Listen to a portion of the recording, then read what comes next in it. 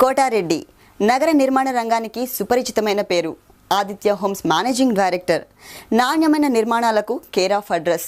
ఎప్పటికప్పుడు వినూత్న పోకడలను ఆవిష్కరిస్తూ సరికొత్త సదుపాయాల్ని పరిచయం చేస్తూ నిర్మాణ విలువలను పాటిస్తూ ముందుకెళ్తున్న ఆయన ఈ వారం మన ప్రాపర్టీ గురు. మరి ప్రస్తుత మార్కెట్ పరిస్థితుల్లో కొనుగోలుదారులు తీసుకోవాల్సిన జాగ్రత్తలేంటి? పెట్టుబడులు పెట్టడానికి ఇది సరైన సమయమేనా? హైదరాబాద్ మార్కెట్ స్థితిగతులపై ఆయన ఏమంటున్నారో ఒకసారి తెలుసుకుందాం. తెలంగాణకు సంబంధించిన స్పష్టత వచ్చేసింది కదా. ఈ సమయంలో మార్కెట్ ఎలా స్పందిస్తుంది? ఈరోజు అదే రేపు కూడా అదే రకం. సో ప్రజల్లో ఏంటంటే తెలంగాణ వచ్చిందంటే ఏదో చాలా మార్పులు వస్తాయి, సో చాలామంది ఇక్కడి నుంచి వెళ్ళిపోవచ్చు, లేకపోతే మార్కెట్ చాలా కొలాప్స్ అవుతుందన్న ఇది ఉంది. అట్లాంటి పరిస్థితులు అయితే ఏం లేవు.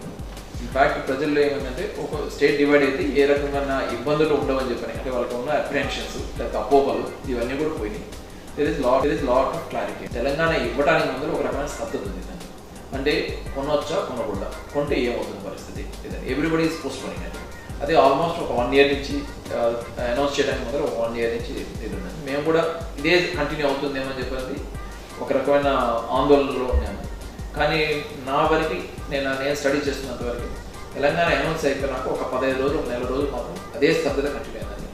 ఇప్పుడు ప్రజల్లో ఒక రకమైన they also have relax feeling. అంటే వాళ్ళు ఒక రకమైన దీనికి వచ్చారు, they could makeup their mind. So మనం ఎక్కడ ఉండాలా, ఆంధ్రప్రదేశ్కి వెళ్ళాలా, వెళ్ళి ఏం చేయాలి అక్కడ. సో ఇక్కడ ఉన్న వాళ్ళు మళ్ళీ అక్కడికి వెళ్ళడం అనేది జరిగే ప్రశ్న కాదు. సో ఇక్కడ ఉద్యోగమో వ్యాపారమో లేకపోతే ఇంకో వృత్తి విద్యనో దేంట్లో ఇక్కడ ఉన్న వాళ్ళు ఇక్కడే కంటిన్యూ అవుతున్నారు. సో ఇన్ఫ్యాక్ట్ వాళ్ళు డెసిషన్ తీసుకున్నారు. ఇవాళ ఇక్కడ ఉండాలి అనుకుని ఇన్ని రోజులు పోస్ట్పోన్ చేసిన ఇది వాళ్ళ నుంచి ఆ క్లారిటీ వచ్చేసింది. They making very very bold decisions and taking. సీమాంధ్రకు చెందిన వారు ఇక్కడ ఇళ్లు కొనరనే వార్తలు వినిపిస్తున్నాయి, నిజమేనా? అయితే వారెక్కడ తీసుకునే అవకాశం ఉంది? సీమాంధ్ర వాళ్ళు వెళ్ళిపోతారన్నది కేవలం మీరు అన్నట్టు ఒక అపోహ మాత్రమే. ఎందువల్లంటే వాళ్ళు ఇక్కడ వచ్చారు, ఇక్కడ స్థిరపడ్డారని. సో ఇక్కడ స్థిరపడిన వాళ్ళు మళ్ళీ వెనక్కి వెళ్తారు, అన్లెస్ ఇక్కడికంటే బెటర్ ఆపర్చునిటీస్ అక్కడ ఉంటే తప్పించి అక్కడికి వెళ్ళలేదు. ఇక్కడ హైదరాబాద్ సిటీలో ఇన్ఫ్రాస్ట్రక్చర్ ఉంది. సో ఇంత ఇన్ఫ్రాస్ట్రక్చర్ క్రియేట్ చేయాలంటే ఇంకొక సిటీకి ఎక్కడైనా సరే ఆంధ్రప్రదేశ్లో ఇంకొక 25 ఏళ్ళు స్ట్రగుల్ అయితే కానీ, గవర్నమెంట్ స్ట్రగుల్ అయితే కానీ క్రియేట్ కాదు. ఓవర్ నైట్ అక్కడ చేంజెస్ ఏం రావు. సో ఉన్న వాళ్ళు ఇక్కడే ఉంటారు, ఇక్కడి నుంచి వెళ్ళేదానికి ఎవరు సంసిద్ధంగా లేదు. హైదరాబాద్లో ఏ ప్రాంతాలకు భవిష్యత్తులో ఎక్కువ గిరాకీ ఉంటుంది? మొట్టమొదటి నుంచి కూడా వెస్ట్ డైరెక్షన్ అండి.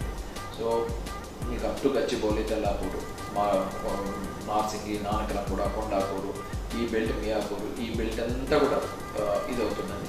సో ఇది ద గ్రోత్. అండ్ ఫ్యూచర్లో నేను శ్రీశైలం రోడ్ అంటే towards south side also the development will take place అండి. సో ఒక కైండ్ ఆఫ్ పోలరైజేషన్, ఎక్కువ మైగ్రేషన్ టెండెన్సీస్ కానీ లేకపోతే ఐటీ కంపెనీస్ కానీ సర్వీసెస్ కానీ ఇవన్నీ కూడా ఈ డైరెక్షన్స్లో వస్తున్నాయి కాబట్టి ఎక్కువ గ్రోత్ అటువైపు ఉంటుంది. అన్లెస్ గవర్నమెంట్ పాలసీస్ చేంజ్ అయ్యి, సో వాళ్ళు ఇప్పుడు నార్త్ సైడ్, ఈస్ట్ సైడ్ కూడా they get lot of IT companies కానీ ఇట్లాంటివి వస్తే తప్పించి ప్రస్తుతానికి ఉన్న టెండెన్సీలో నెక్స్ట్ 10-15 years ఇటువైపు గ్రోత్.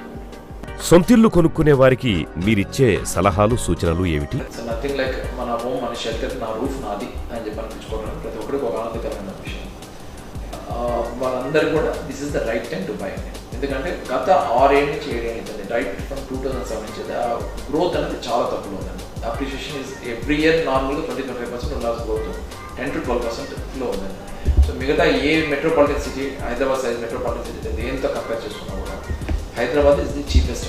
ఇది వాటి ప్రాపర్టీ గురు. వచ్చే వారం మరికొన్ని తాజా అంశాలతో మళ్ళీ కలుద్దాం. అంతవరకు కీప్ స్మైలింగ్. బాయ్.